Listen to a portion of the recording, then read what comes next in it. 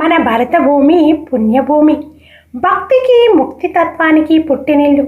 అచంచలమైన భక్తి విశ్వాసాలతో భగవతారాధన చేసి దైవానుగ్రహాన్ని పొందేందుకు మన పూర్వీకులు నియమించిన కొన్ని పర్వదినాలలో ఏకాదశి ఒకటి.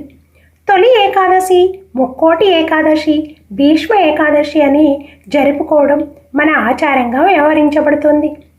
ఆషాఢ మాసం ఏకాదశి తొలి ఏకాదశిగా, అంటే ఆషాఢ శుద్ధ ఏకాదశిగా జరుపుకుంటాము.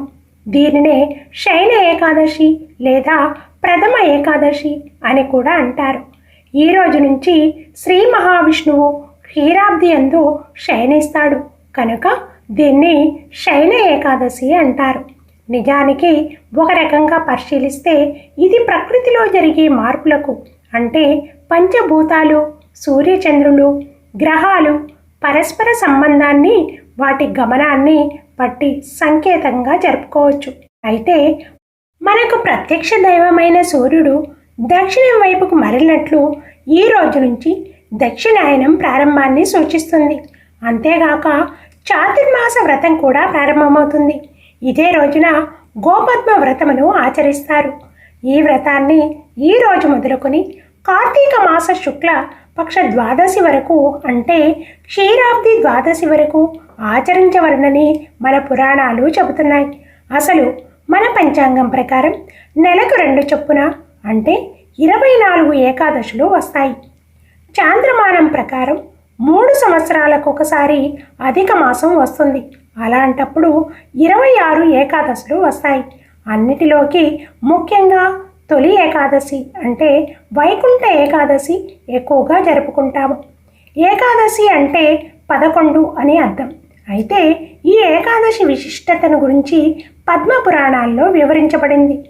త్రిమూర్తులలో శ్రీహరితో ముడిపడిన ఈ ఏకాదశి మహత్యం గురించి అనేక కథలు కూడా మన పురాణాలలో వివరించబడిన సంగతి విదితమే.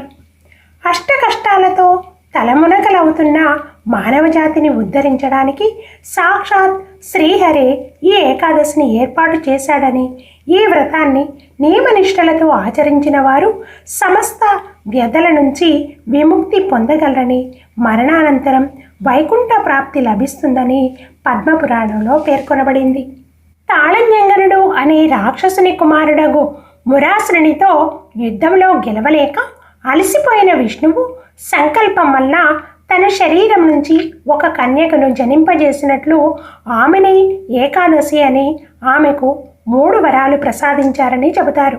సదా మీకు ప్రియముగా ఉండాలి, అన్ని తిథులలోనూ ప్రముఖంగా ఉండి ఆదరించి పూజించబడాలి, నా తిథి అందు భక్తితో పూజించి ఉపవాసం చేసిన వారికి మోక్షము లభించాలి అని కోరినట్లు ఎన్నో పురాణ గాథలు చెప్పబడి ఉన్నాయి.